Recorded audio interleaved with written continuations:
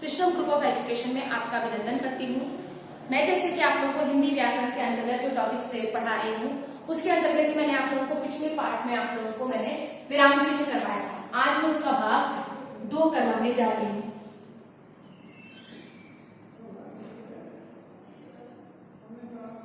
यानी कि मैं आप लोगों को विराम चिन्ह के बारे में मैंने पिछले क्लास के अंदर बताया कि विराम चिन्ह क्या है। विराम का अर्थ होता है ठहरना। जैसे कि हम कोई भी लिखित कार्य करते हैं, लिखित में कुछ लिखते हैं तो उसके अंदर कुछ निश्चित चिन्हों का या संकेतों का प्रयोग करते हैं, उसे हम कहते हैं विराम चिन्ह। विराम चिन्ह के कुछ अलग अलग मतलब है जो मैं आप लोगों को कुछ विराम चिन्ह यहाँ पर बताने जा रही हूँ। तो मैं आपको बताने जा रही हूँ कुछ विराम चिन्ह।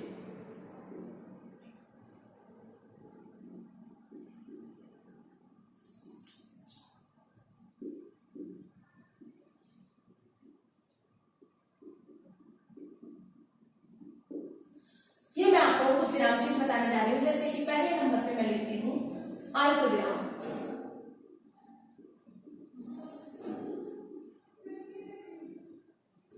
अल्प विराम, इसका साइन जो है वो हमारा ये माना जाता है, जो कि हम इंग्लिश में कोमा बोलते हैं, वो माना जाता है। तो इसके अंतर्गत मैं आप लोगों को बताऊं, थोड़े समय के लिए, थोड़े समय के लिए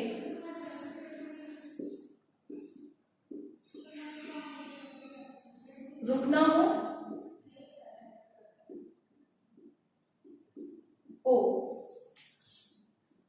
थोड़े समय के लिए रुकना हो या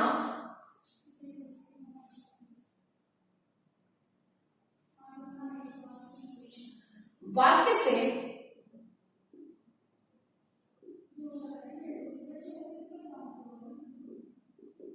वस्तु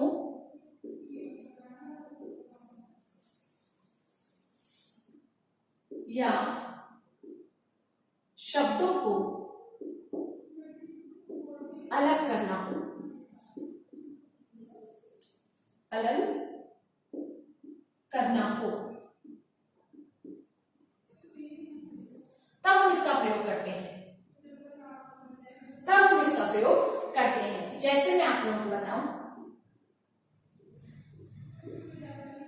जैसे अल्प विराम में राम, श्याम और मोहन भाई हैं। एक तो ये हो गया। दूसरा मैं बताने जा रही हूं। दूसरा,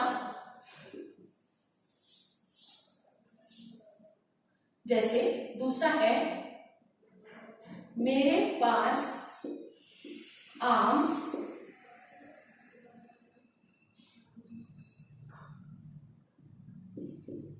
मेरे पास आम, केला, पपीता आदि फल है। इसमें कहने का मतलब यह है, हम वाक्य में थोड़े समय के लिए रुकते हैं और वाक्य से वस्तुओं को या शब्दों को अलग अलग करके लिखते हैं। जैसे कि राम और श्याम, तो इसको अलग अलग करने के लिए हमें किसका इस्तेमाल करना पड़ा? अल्प विराम का। उसी तरह से यहाँ पर मैंने फ्रूट्स के नाम लिखे हैं।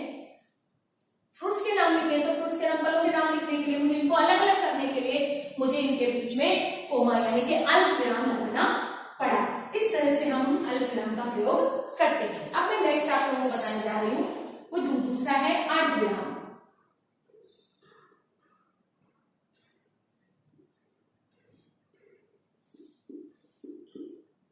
अर्धविराम। अब आप लोग कहेंगे अर्धविराम, तो मैं आपको बता दूं अर्धविराम के चिन्ह कैसा होता है। तो उसके अंदर हम प्रयोग करते हैं ये, इसका प्रयोग करते हैं। तो इसके अंदर हमें क्या होता है, जैसे इसमें 2 बात है। 2 बात कौन कौन सी? पहला नंबर तो वाक्य और उपवाक्य को अलग करते हैं, वाक्य और उपवाक्य को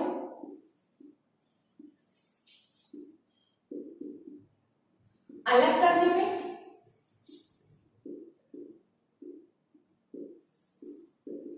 या फिर किसी वाक्य पर जोड़ देने के लिए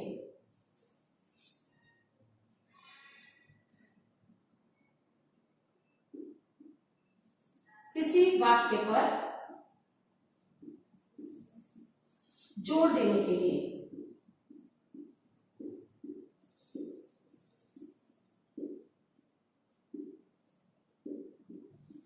मैं आप लोगों के इस उदाहरण बता देती हूं। जैसे कि उदाहरण के तौर पे हम बात करें वाक्य उपवाक्य, तो जैसे इस बगीचे में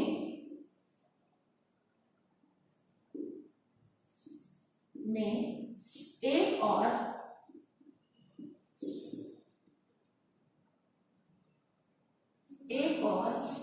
सेब, केला, संतरा आदि फल हैं,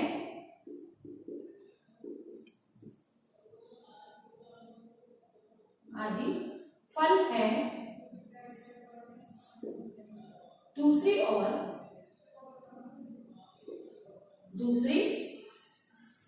और भिंडी,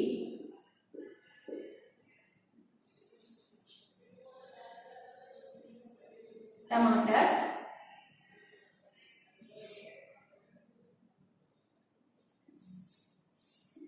करेला आदि सब्जियां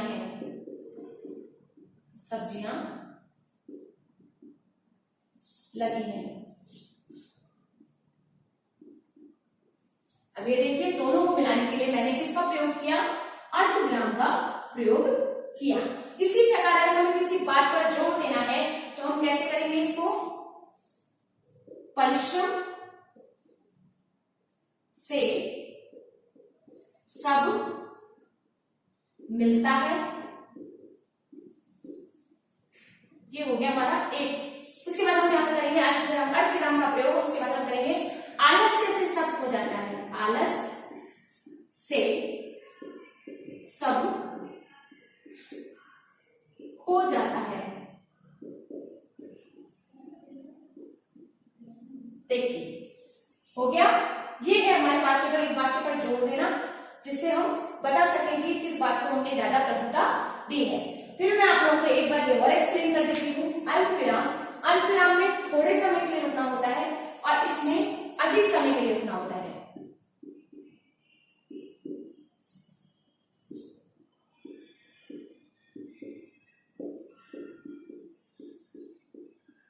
ठहरना, अधिक समय के लिए ठहरना होता है। अल्पविराम में थोड़े समय के लिए रुकना होता है, लेकिन अर्धविराम में अधिक समय के लिए रुकना होता है। इसमें वाक्य से हम वस्तुओं या शब्दों को अलग अलग करके लिखते हैं, जैसे कि राम, श्याम और मोहन। तो राम और श्याम को हमें अलग अलग करने के लिए इसमें अल्पविराम का हमने प्रयोग किया है। ऐसे ही मैं जैसे यहाँ पे बहुत सारे फलों का प्रयोग कर रहे हैं, तो उसके लिए भी हमें इसको अलग करने के लिए हमने अल्पविराम का प्रयोग किया है। उसी प्रकार अर्धविराम की हम बात करें तो अर्धविराम में वाक्य और उपवाक्य को अलग करने में प्रयोग होता है, या फिर हम किसी बात पर अधिक जोर देना चाहते हैं या उसको ज्यादा प्रमुखता से दिखाना चाहते हैं, तब हम इसका प्रयोग करते हैं। जैसे कि मैंने आप लोगों को बताया, इस बगीचे में एक और सेब, केला, संतरा आदि फल है। दूसरी ओर, अब देखो मैंने दूसरी ओर के लिए इस्तेमाल करने के लिए मैंने यहाँ पर कौन सा चिन्ह यूज किया है? इसके अंदर हमने इस्तेमाल किया है अर्धविराम चिन्ह। और भिंडी, टमाटर, करेला आदि सब्जियां लगी हैं। उसी के अलावा जैसे किसी बात पर जोर देना है तो यहाँ पर परिश्रम से सब मिलता है और आलस से सब खो जाता है। ये हमारे हो गए 2। इसके बाद हम आगे चलते हैं।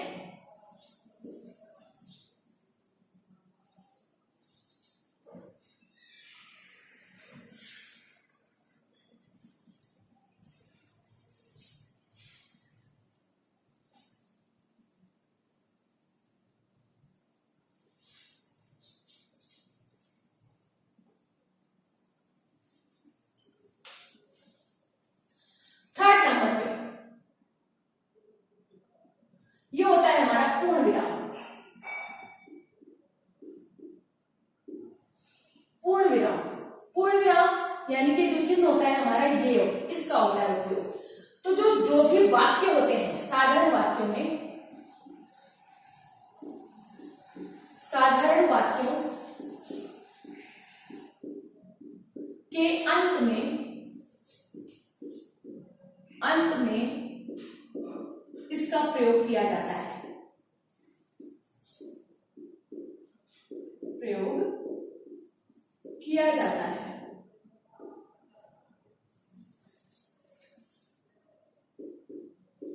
जाता है। अब जैसे कि मैं आप लोगों को बता दूं, जैसे उदाहरण के तौर पे मैं आप लोगों को बताऊं, कोई भी सेंटेंस ले लेते हैं कि हम घर जाते हैं, हम घर जाते हैं। तो इसके लिए हमने जो प्रयोग किया वो क्या है हमारा, पूर्ण विराम। यानी हर वाक्य के अंत में हमें पूर्ण विराम का प्रयोग करना होता है। मैं एक बार और बता देती हूँ, साधारण वाक्यों के अंत में इसका प्रयोग किया जाता है और वो है पूर्ण विराम।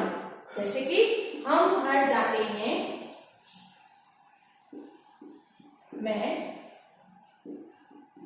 खेल रहा हूं। तो इसके अंदर भी हमें किसका प्रयोग करना पड़ा, पूर्ण विराम का प्रयोग करना पड़ा। अब मैं आपको बताती हूं 4 नंबर पे हमारा प्रश्न सूचक चिन्ह।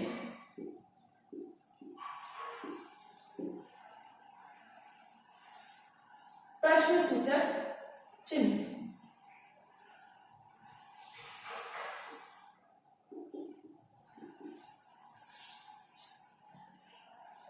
प्रश्न सूचक चिन्ह हमारा होता है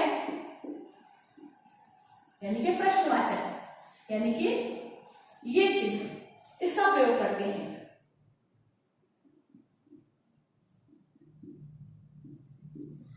इसके लिए हम जितने भी प्रश्नवाचक चिन्ह, प्रश्नवाचक वाक्य जो होते हैं,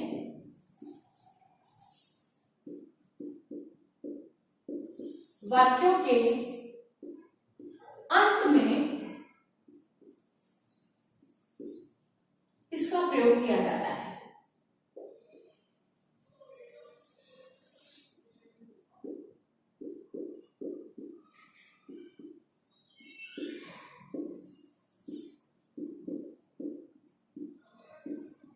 जाता है। जैसे तो मैं आपको बता दूं, जैसे कोई भी हम प्रश्नवाचक वाक्य ले सकते हैं, जैसे कि तुम कहां हो, तुम कहां हो। तो प्रश्नवाचक चिन्ह,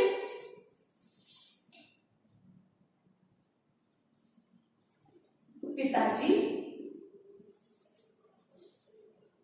क्या कर रहे हैं, कर रहे हैं।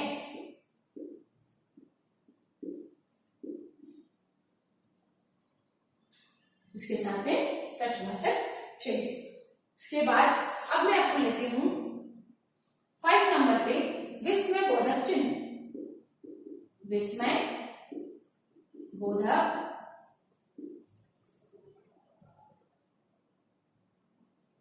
चिन्ह।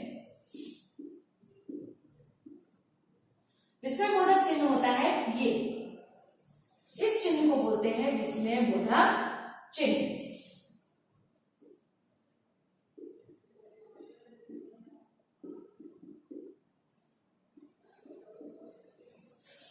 हम इससे बात करें हर्ष, घृणा, उल्लास, खुशी आदि, कोई भी ऐसी बात हो, आदि भावों में इस चिन्ह का प्रयोग किया जाता है।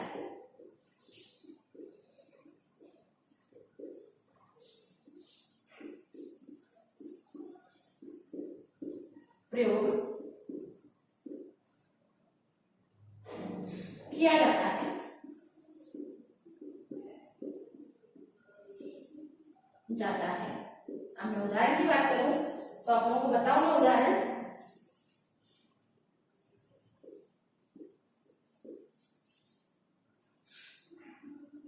अरे तुम ये क्या कर रहे हो, तुम यह क्या कर रहे हो, ये क्या कर रहे हो।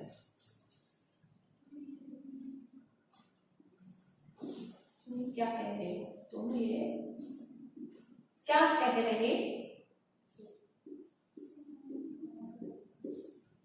हो।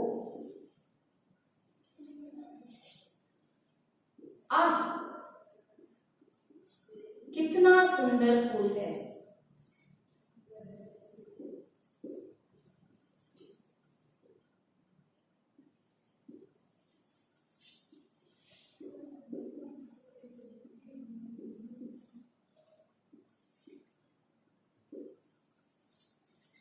जैसे कि इसमें बता रखा है, विस्मयबोधक यानी कोई हर्ष हो, घृणा हो, उल्लास, खुशी, हमारे ऐसे कई भाव हैं जिनको हम इस चिन्ह के द्वारा प्रकट करते हैं। उदाहरण के तौर पे, अरे तुम ये क्या कर रहे हो, आह कितना सुंदर फूल है। ऐसे ही वापस से आपको एक बार बता देती हूँ, पूर्ण विराम साधारण वाक्य के अंत में प्रयोग किया जाता है। इसका चिन्ह ये होता है, जैसे कि हम घर जाते हैं, मैं खेल रहा हूँ। प्रश्न सूचक यानी प्रश्नवाचक वाक्यों के अंत में प्रयोग किया जाता है, जैसे तुम कहाँ हो, तुम्हारी पिताजी क्या कर रहे हैं। तो ये सब है जो इसमें चिन्ह का प्रयोग है, वो हमारा प्रश्न सूचक चिन्ह है। फिर है विस्मयादिबोधक, जिसमें हम कोई भी हमारे भाव होते हैं, चाहे खुशी के हो, चाहे दुख के हो या घृणा के हो, उन भावों में इस चिन्ह का प्रयोग होता है। जैसे कि अरे तुम ये क्या क्या कह रहे हो, और आह कितना सुंदर फूल है। इस तरह से हम इसका प्रयोग करते हैं।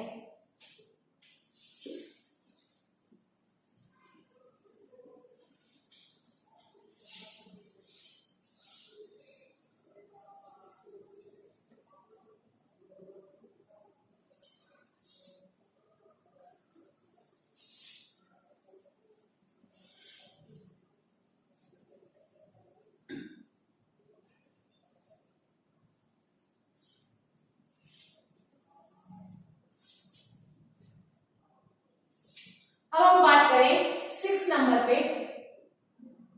योजक चिन्ह।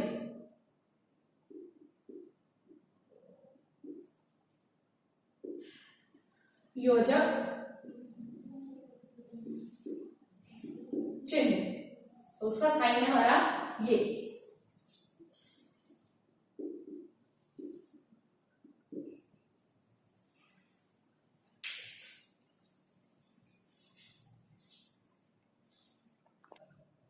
योजक चिन्ह, योजक चिन्ह में मैं आपको बताऊं कि इसके अंदर हम शब्दों को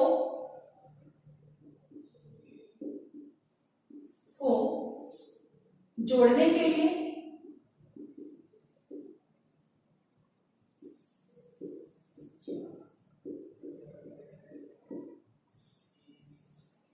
समान शब्दों के लिए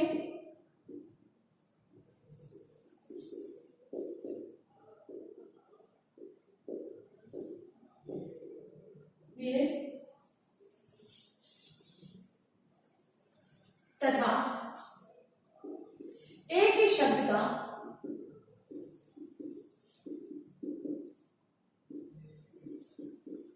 दो बार प्रयोग होने पर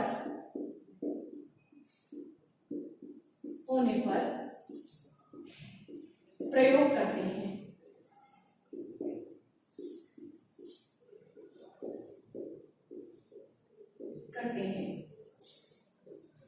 उदाहरण के लिए मैं आप लोगों को बताती हूं, जैसे कि उदाहरण जैसे कि हम पहले की बात करें तो जैसे सुख, दुख,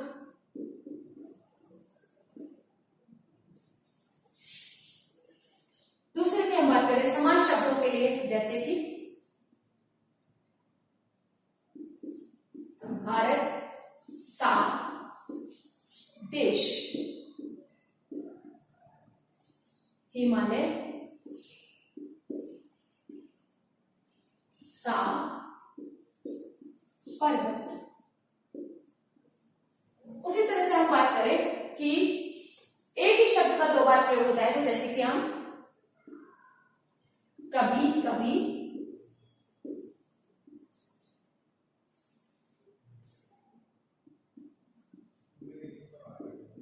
अलग अलग आदि। मैं आप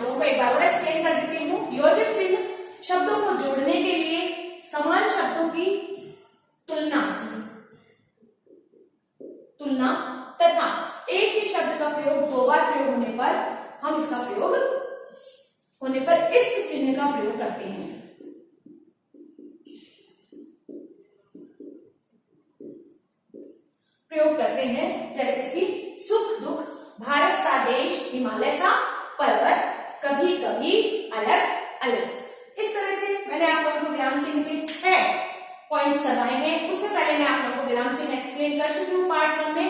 पार्ट 2 में मैंने आप लोगों को 6 विराम चिन्ह जो मैंने आपको समझाए हैं उन्हें आप पढ़िएगा, सब्सक्राइब कीजिएगा, लाइक कीजिएगा इस वीडियो को, और जो भी डाउट्स है तो कमेंट सेक्शन पे आप मुझे सेंड कीजिएगा, ताकि मैं नेक्स्ट क्लास में जो कि मैं आपको विराम चिन्ह की नेक्स्ट जो क्लास लूंगी उसमें आपके सॉर्ट आउट कर सकूं। Thank you.